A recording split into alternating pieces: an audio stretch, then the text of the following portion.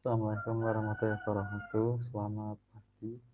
Salam sejahtera untuk kita semua. Hari ini adalah minggu terakhir eh, dalam mata kuliah manajemen proyek perangkat lunak ini. Untuk isi-isi sudah saya sampaikan di e-learning. Kemudian juga PowerPoint pembelajaran hari ini juga sudah saya upload ke topik.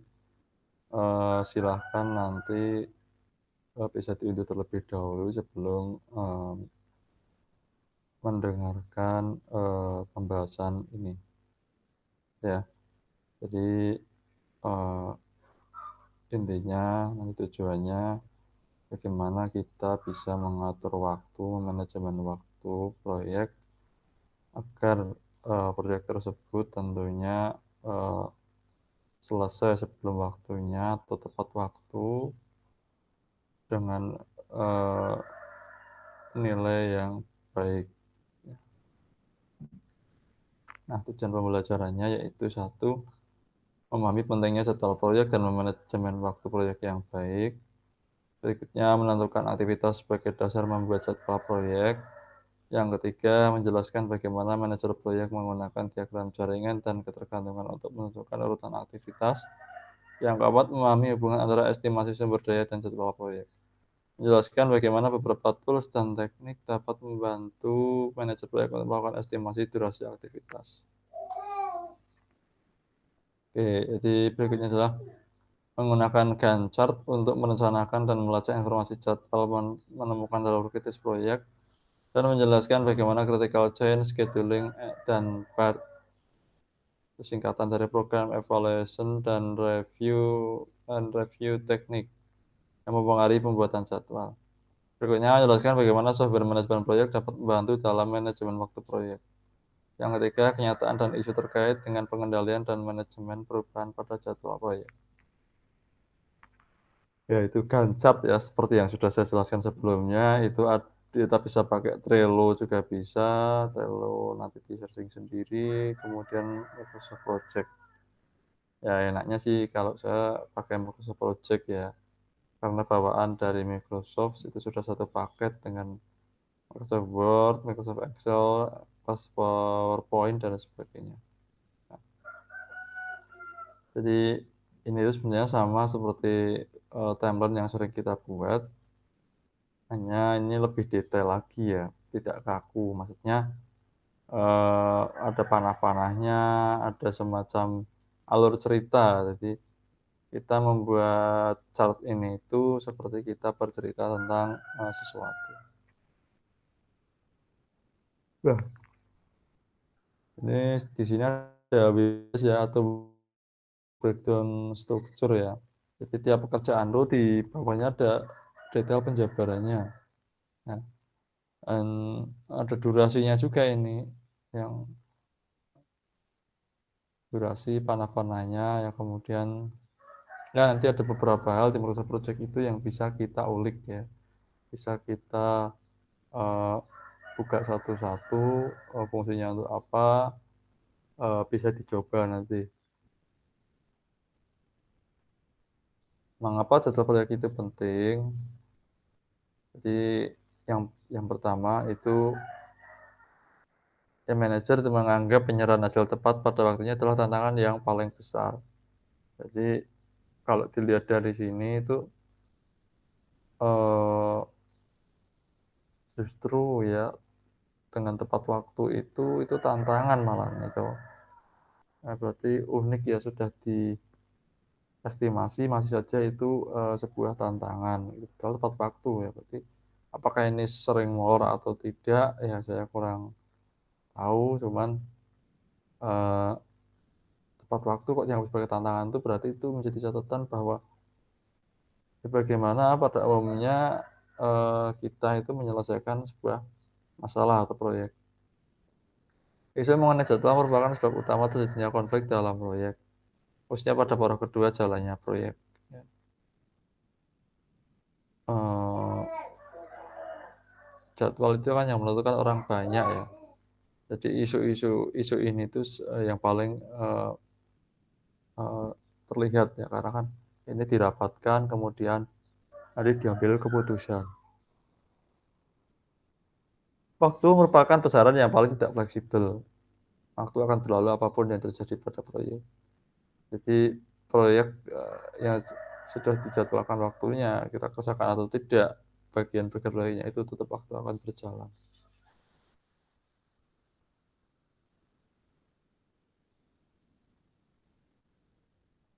Eh, ya, yang paling banyak itu adalah schedule. Konflik intensitas paling banyak dari penjadwalan.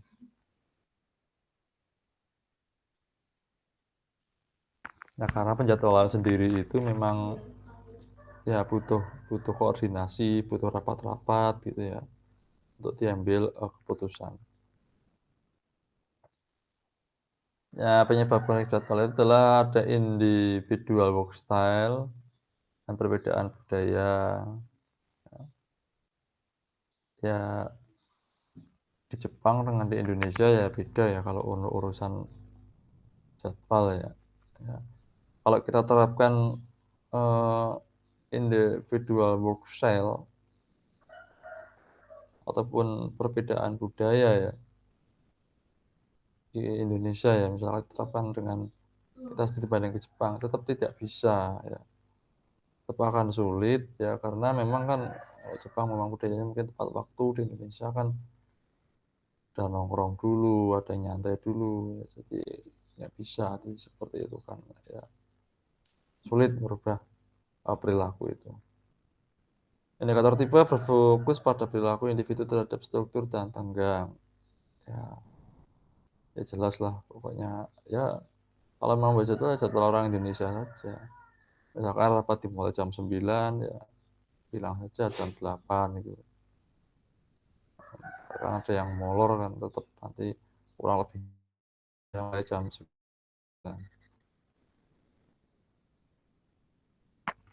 Beberapa individu memiliki untuk mengikuti jadwal dan memenuhi tenggang sementara, beberapa individu lain tidak. Perbedaan budaya bahkan untuk negara yang sama akan mempunyai perilaku yang berbeda terhadap jadwal ini tadi yang sudah saya sampaikan ya. Jadi perilaku setiap negara itu atau habitnya itu tetap berbeda. Prosesnya itu untuk manajemen waktu proyek ada definisi aktivitas, pengurutan aktivitas, estimasi sumber daya untuk tiap aktivitas, estimasi durasi aktivitas, pembuatan jadwal, dan pengendalian jadwal. Jadi harus mendefinisikan aktivitas dulu, kemudian mengestimasi, setelah itu baru membuat jadwal. Gitu. Nanti bisa dibaca sendiri ya. Aktivitas atau tugas adalah elemen pekerjaan yang biasanya ditemukan pada work breakdown structure yang membutuhkan durasi, biaya, dan sumber daya. Berarti biaya dan sumber daya itu sesuatu hal yang vital ya. Dan entah sumber daya alam atau sumber daya manusianya. Nah, durasi kan jelas ya. Jadwal proyek menjadi dokumen mendasar yang mengawali proyek. Kemudian definisi aktivitas mencakup pengembangan work breakdown structure yang lebih rinci dan penjelasan yang mendukung pengertian tentang bagaimana pekerjaan akan dilakukan, sehingga dapat dibuat estimasi biaya dan durasi pekerjaan yang realistis. Oke, nanti dibaca sendiri. Nah, ada milestone. Milestone adalah kejadian penting yang biasanya tidak mempunyai durasi. Seringkali dibutuhkan beberapa aktivitas dan banyak pekerjaan untuk menyelesaikan sebuah milestone. Milestone merupakan tool yang sangat berguna untuk membuat tujuan jadwal dan memantau perkembangan progres. Misalnya, penyelesaian penandatanganan dokumen-dokumen penting oleh customer. Kemudian penyelesaian produk-produk spesifik.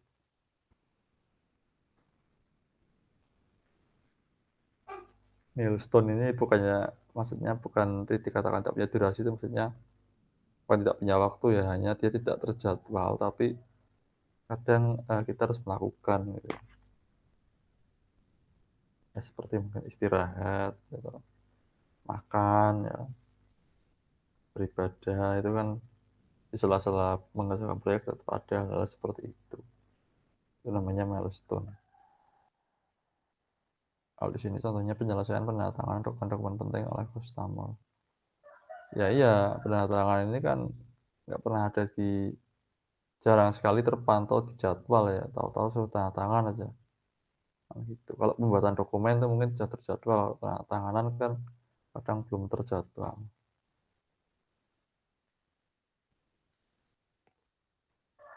Ya, dibaca sendiri, kemudian setelah ada jadwal, kita buat diagram jaringan. Itu teknik yang digunakan untuk memperlihatkan pengurutan aktivitas. Sebuah diagram jaringan adalah tampilan skematis mengenai hubungan logis antara aktivitas-aktivitas proyek atau urutan antara aktivitas proyek. Terdapat tiga format utama yaitu Row Diagramming Method, Activity on a Row atau EOA, dan Precedence Diagramming Method atau PDM. Jadi ini tadi jalan dari Gantt chart yang sebelah kiri tadi ya. Itu kan seperti diagram ya. Jadi teknik ya, itu teknik yang digunakan untuk memperlihatkan pengurutan aktivitas.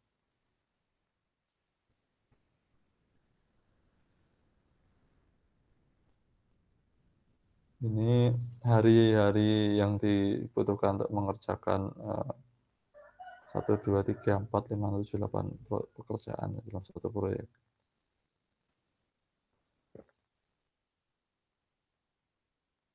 Ini bisa dibaca sendiri.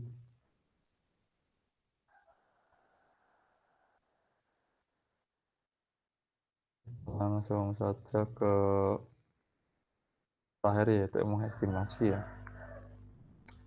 Sebelum estimasi durasi di aktivitas harus diketahui terlebih dahulu mengenai kuantitas dan tipe sumber daya yang dibutuhkan setiap aktivitas.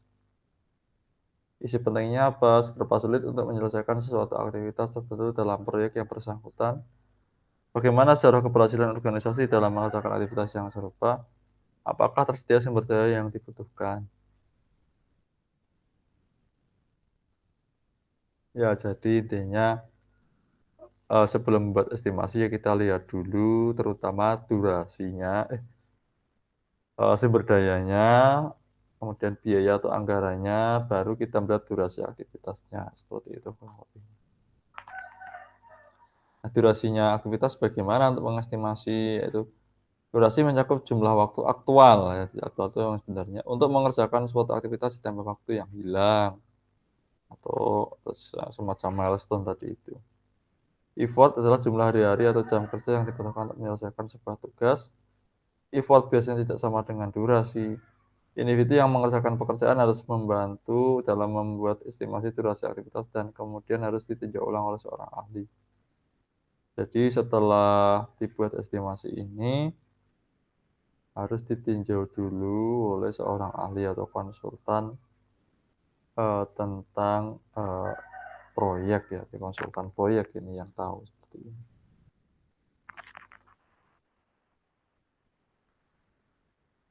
Nah, langsung ke pembuat jadwal aja, yaitu gunakan hasil proses manajemen waktu untuk menentukan tanggal mulai dan selesainya proyek.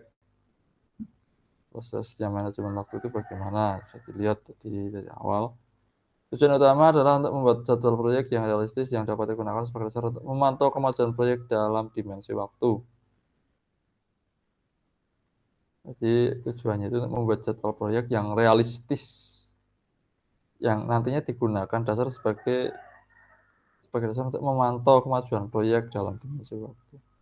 Toolnya apa aja? Ada Gantt chart, ada critical path analysis, ada critical chain scheduling, ada path analysis. Nanti bisa dilihat di video berikutnya. Oke, selesai. Nanti silahkan jangan lupa like, comment, dan subscribe sekaligus absen hari ini. Nanti silahkan pertanyaan langsung dituliskan saja di komen. Selebihnya saya mohon maaf jika satu semester ini saya belum bisa memberikan pembelajaran yang sesuai dengan keinginan teman-teman karena dengan kondisi yang seperti ini dan kita doakan semoga kondisi ini cepat berlalu. Selamat pagi, wassalamualaikum warahmatullahi wabarakatuh.